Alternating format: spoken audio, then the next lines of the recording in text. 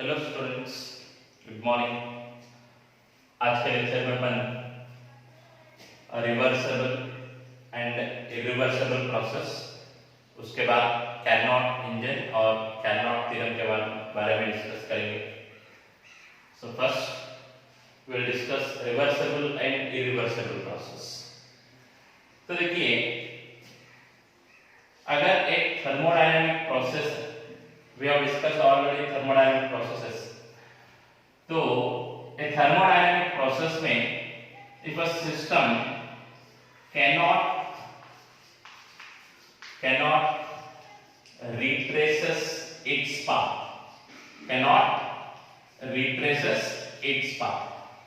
अगर एक system forward direction में जब एक्सपैंड होता है या ट्रांसफॉर्म होता है, उसी डायरेक्शन में रिवर्स डायरेक्शन में अगर नहीं आ सकता है तो उसको कहते हैं इरिवर्सिबल प्रोसेस। फॉर एग्जांपल, एक गैस सिलेंडर से अगर गैस लीक होता है तो जिस वे में वो बाहर जाता है उसी तरह वो अंदर नहीं आ सकता है। मतलब ये जो प्रोसेस है ये इरिवर्सिबल प्रोसेस होता है। जैसा कि पानी ऊपर से नीचे ऑटोमेटिकली आता है, सिमिलरली नीचे से ऊपर नहीं जा सकता है। So this type of processes are called irreversible process. The process in which a system can not retraces its path is called irreversible process. For example अगर अपन लिए तो अभी आपको बताया मैंने लीकेज ऑफ गैस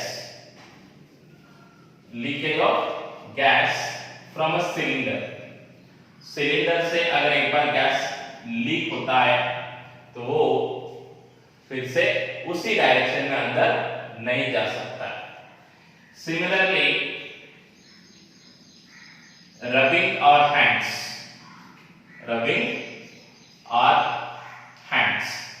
देखिए यहां पे जब दो हैंड्स को अगर अपन ऐसा रब करते हैं तो हीट एनर्जी डेवलप होता है। मतलब मैकेनिकल वर्क से हीट एनर्जी डेवलप हो रहा है। सिमिलरली अगर अपन ये दोनों हाथों को अगर हीट किए या हीट एनर्जी सप्लाई किए तो ये दो हाथ ऐसा रब नहीं होते। इसका मतलब है ये प्रोसेस हो रहा है लेकिन उसका अपोजिट प्रोसेस या रिवर्स प्रोसेस नहीं होता है। इस तरह के प्रोसेस को क्या बोलते हैं? Irreversible process. जनरली सभी नेचुरल प्रोसेसेस या क्विक प्रोसेसेस इरिवर्सिबल होते हैं। So generally we can say all the natural processes and quick processes are irreversible. तब ये रिवर्सिबल प्रोसेस क्या होता है? रिवर्सिबल प्रोसेस ये होता है the process which can retraces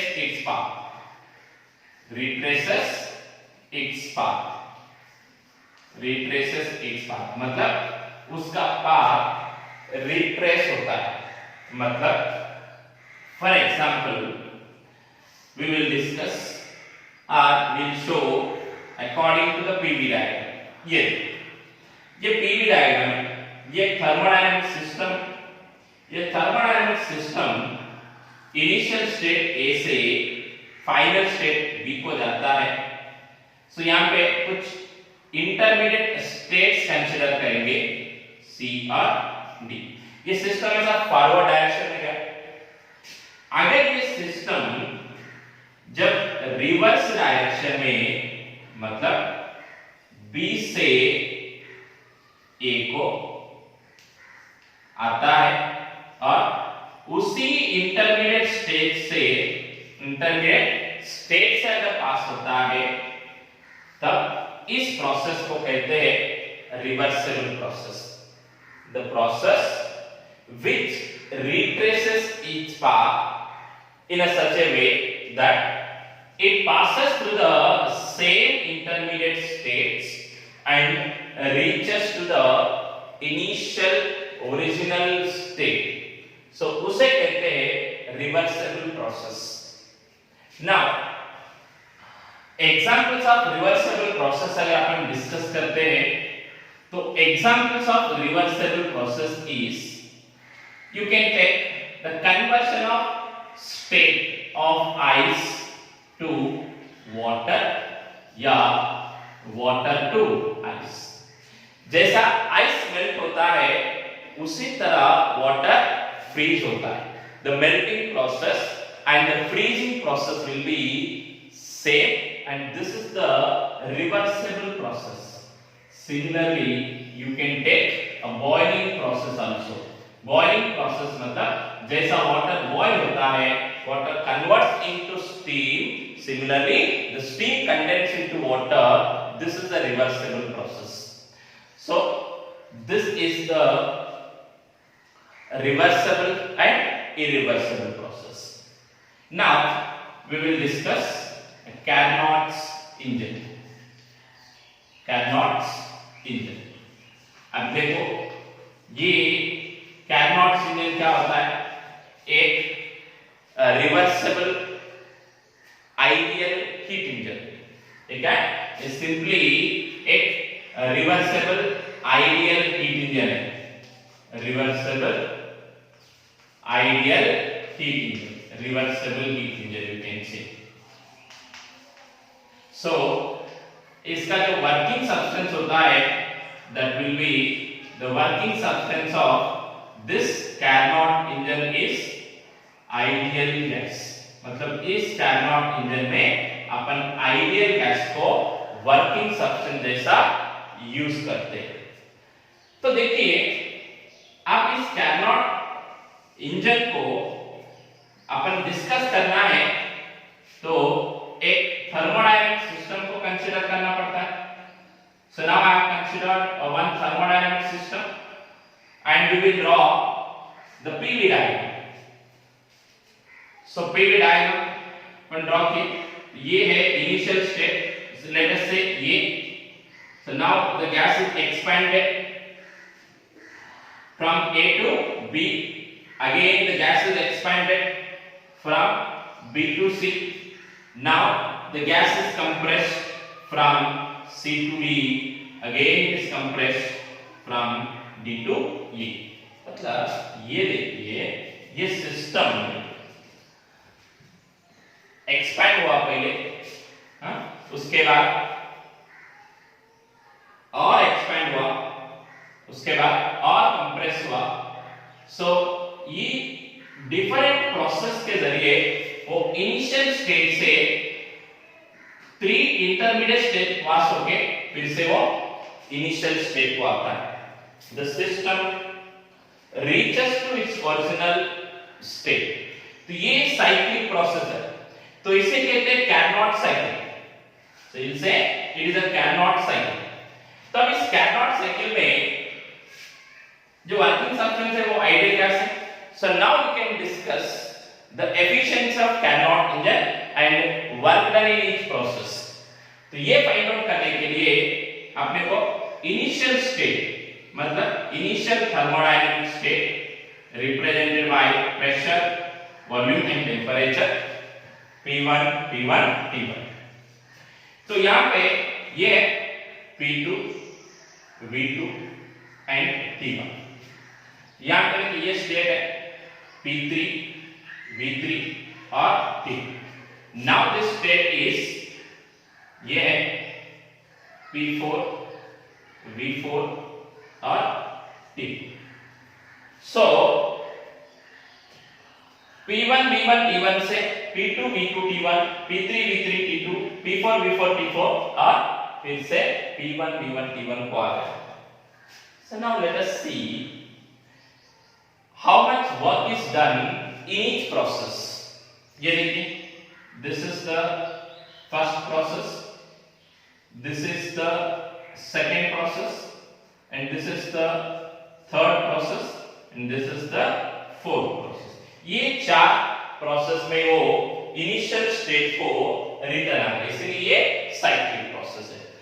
और अगर ये रेगुलर स्टेप होता है तो अपन सिंपली एरिया फाइंड आउट किए तो नेट वर्क डन आ जाता है, लेकिन ये रेगुलर स्टेप नहीं है, इसीलिए अपने को चार प्रोसेस में वर्क डन फाइंड आउट करना पड़ता है। Now I will consider the first process. ये देखिए, ये फर्स्ट प्रोसेस क्या है? देखो, अगर आप ऑब्जर्व करते हैं तो फर्स्ट प्रोसेस में प्रेशर और वॉल्यूम चेंज हुआ लेकिन temperature constant. Pressure volume change हुआ, टेम्परेचर कांस्टेंट है, इसका मतलब वो आइसोथर्मल प्रोसेस होता है। So the first one is the isothermal क्या? एक्सपेंशन। आइसोथर्मल एक्सपेंशन कहां से कहां तक? A to B. Now the curve AB represents isothermal expansion. तो सिस्टम कैसा चेंज हुआ, स्टेट कैसा चेंज हुआ? P1 V1 T1 से P2 V2 T1 को चेंज हुआ। So isothermal process, temperature remains constant. So अपने को पता है work done in isothermal process is, so we will consider 1 mole of gas. So 1 mole of gas consider करेंगे तो ये क्या होता है? Work done in isothermal process is R T1 log final volume by initial volume V2 by V1. This is the work done in isothermal process. तो isothermal process में temperature constant होता है, इसलिए the work done is nothing but the amount of heat observed. So से equation number 1। Isothermal process में जितना heat observe किए तो उतना वर्क डन होता है। So next second process. The second process is adiabatic expansion. देखिए यहां पे प्रेशर, वॉल्यूम और टेम्परेचर सभी चेंज हुए। The curve BC represents adiabatic expansion. तो स्टेट कैसा चेंज हुआ? P2 V2 T1 से P3 V3 T2 को चेंज हुआ। देखिए टेम्परेचर चेंज हुआ, प्रेशर चेंज हुआ, वॉल्यूम चेंज हुआ। सो द स्लोप अगर कर्व अगर देखते तो अपन we can say adiabatic process, adiabatic expansion. The work done in adiabatic process will be R by 1 minus gamma into T2 minus T1। ये देखिए R by 1 minus gamma into T2 minus T1, second equation. अभी third process अगर observe करते हैं तो third process में temperature constant है। Temperature constant है, इसका मतलब क्या हुआ? आइसोथर्मल। देखिए अगर ग्राफ अगर अपन ऑब्जर्व करते हैं तो सिंपली ये पता चलता है कि वहां पे वॉल्यूम कम हो रहा है। So we can say isothermal compression. ये देखिए isothermal compression. So state is from P3 V3 T2 to P4 V4 T2। ये देखो टेम्परेचर कांस्टेंट है तो वर्क डन कितना हो जाता है? W3 is equal to R, temperature कितना है? T2 log final volume V4 by V3। So this is equal to heat rejected, मतलब माइनस Q2 होता है से equation number 3। So in the first process, second process and third process we have measured work done। तो fourth process देखिए, fourth process क्या है? The fourth process will be adiabatic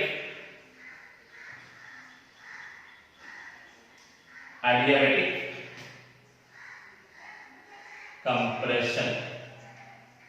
adiabatic compression ये देखिए, ये adiabatic compression में state change changes from P4 V4 T4 to P1 V1 T1, मतलब initial state को आ गया। So work done will be W4 is equal to R by 1 minus gamma into final temperature minus initial temperature T1 minus T2. Equation number 4. So this is the work done in all the 4 processes. तो यहाँ पे अगर आप equation number 2 और 4 observe करेंगे तो equation number 2 में T2 minus T1 है और इक्वेशन नंबर 4 में T1 minus T2 है। So both are in opposite direction. तो तब अपने को एफिशिएंसी अगर फाइंड आउट करना है तो एफिशिएंसी क्या होता है, work done by amount of heat observe, मतलब आउटपुट बाय इनपुट। सी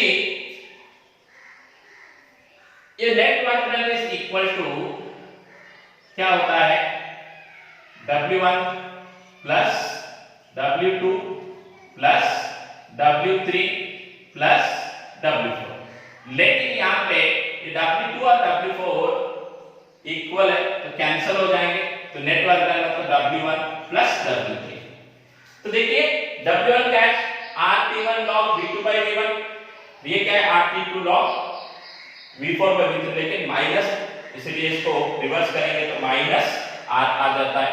तो इसीलिए W is equal to होता है R T1 log V2 by V1 minus R T2 log V3 by V2। ये है network. So what we need to find out efficiency. The efficiency is W by Q, मतलब क्या होता है ये 1 minus Q2 by Q1। So ये efficiency है। तो ये एफिशिएंसी फाइंड आउट करने के लिए सब देखिए आप नोट कर सकते हैं। तो 1 minus Q2 by Q1 या Q1 minus Q2 by Q1 या W by Q1 ये एफिशिएंसी है। तो देखिए यहाँ पे Q2 में V3 by V4 है, ये V2 by V1। तो इसे ये करने के लिए अपन ये प्रोसेस 2 से ये एडियाबैटिक एक्सपेंशन है। एडियाबैटिक एक्सपेंशन में PV to the power of gamma constant होता है और PV to the power of gamma minus 1 constant होता है। इसलिए यहां पे क्या लिखा अपन T1 V2 to the power of gamma minus 1 is equal to, अभी देखो T2 V3 to the power of gamma minus 1। ये दूसरा प्रोसेस है और एडियाबैटिक प्रोसेस है। आप चौथा प्रोसेस लेंगे, चौथा भी एडियाबैटिक प्रोसेस है। तो इस एडियाबैटिक प्रोसेस में भी सेम रिलेशन लेना। अगर अपन सेम रिलेशन लेंगे तो देखिए यहाँ पे T4 V4 है, यहाँ पे क्या है T1 V1। So you can write T1 V1 to the power of gamma minus 1 is equal to T2 V4 to the power of gamma minus 1। अब ये दो इक्वेशन को अगर अपन डिवाइड करेंगे तो देखो T1 T1 cancel, T2 T2 cancel, ये powers cancel हो जाएंगे तो सीधा सीधा क्या आता है V2 by V1 is equal to V3 by V4। V2 by V1 is equal to V3 by V4। So therefore network मतलब V3 by V4 के जगह V2 by V1 लिख सकते हैं। तो V2 by V1 लेंगे तो कॉमन आ जाता है। So the net work done will be R into T1 common लिए तो क्या होता है minus T2 log of V2 by V1. This is the work done. ये वर्क डन, इसको आप प्रेशर में भी लिख सकते हैं. सो एफिशिएंसी हो गया W by Q1, W by Q1, तो W है R T1 minus T2 log V2 by V1, ये W. तो Q1 कितना है? Q1 is R T1 log V2 by V1. देख R कैंसिल, ये log कैंसिल, तो बचता कितना है? N is equal to 1 minus T2 by T1. So this is the efficiency of Carnot engine. So this is the Carnot engine and the work done in 4 different processes and its efficiency. Next, Carnot's theorem. ये Carnot's theorem क्या बताता है? तो Carnot's theorem simply ये बताता है तो किसी भी हीट इंजन का एफिशिएंसी रिवर्सिबल हीट इंजन से ऑलवेज कम होता है. The efficiency of any heat engine is less than the reversible heat engine. मतलब रिवर्सिबल हीट इंजन का एफिशिएंसी बाकी सारे हीट इंजन के एफिशिएंसी से ज्यादा होता है. This is the Carnot's theorem.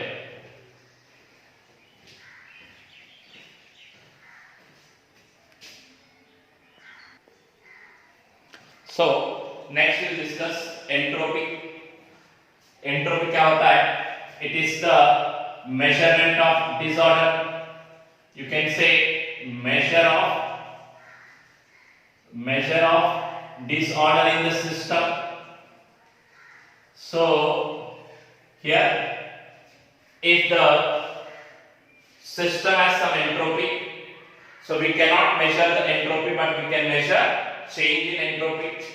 So in any process, if delta S is the change in entropy, so then delta S is equal to delta Q by T.